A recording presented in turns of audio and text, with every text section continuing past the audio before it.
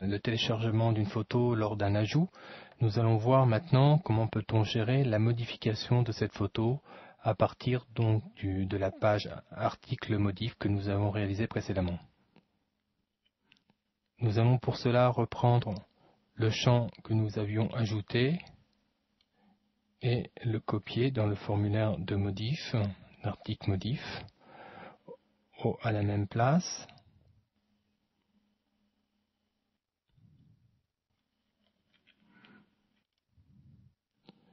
De même que nous allons aussi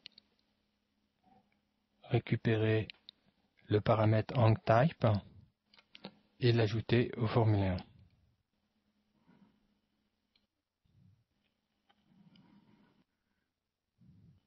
Revenons dans notre structure d'ajout. La détection de la présence de la photo, nous allons pouvoir aussi l'exploiter. Nous allons donc pouvoir copier cette partie en lieu et place dans la structure de modif. Là, il faut donc identifier l'endroit où est détectée la soumission du formulaire. Donc vous voyez qu'ici, le test if i7 post bouton détecte que le formulaire est soumis. Donc nous allons nous placer ici et ajouter cette partie, puisque la photo porte le même nom, donc la structure sera identique. Nous allons donc, je rappelle le fonctionnement, récupérer la photo par rapport à sa source, l'endroit où elle est stockée sur le serveur, et la sauvegarder dans le répertoire images sous le nom donc d'origine de la photo.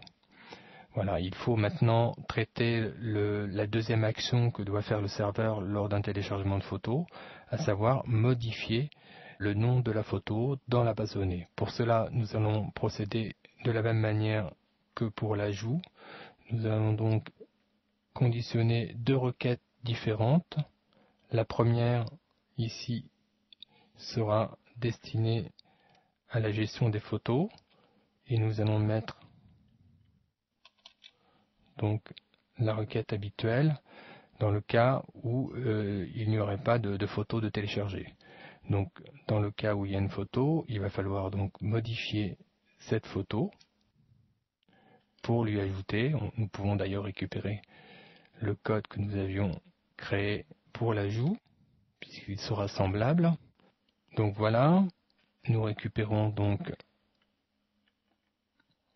ce code et nous allons l'ajouter donc au même endroit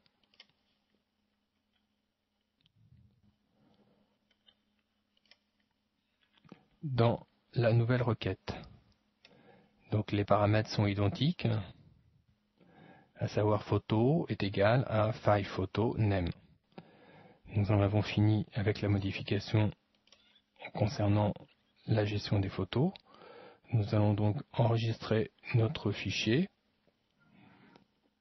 Et avant de tester notre système dans le navigateur, je vous propose d'ajouter pour plus de confort la possibilité de voir la photo qui est actuellement enregistrée sur le serveur. Pour cela, nous allons nous mettre donc juste devant le champ photo et nous allons donc saisir maintenant le chemin qui mène à la photo, à savoir 2 points pour descendre du répertoire admin où nous sommes, image et le slash.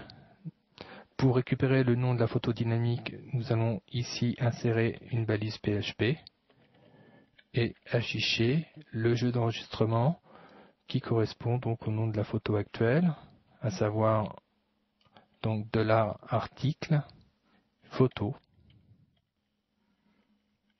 Donc nous aurons à la place de cette insertion PHP par la suite le nom de la photo. Il faut donc ne pas oublier la double cote à la fin qui clôture donc le chemin qui mène à l'image.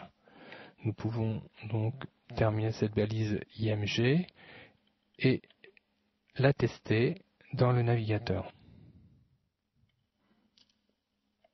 Cliquez pour nos tests sur l'un des produits. Je propose par exemple de prendre ART56. Nous avons donc la photo de la guitare qui apparaît. C'est la photo actuellement enregistrée. Je vous propose de la changer avec la photo Toi 66 par exemple. Et nous allons valider donc notre enregistrement.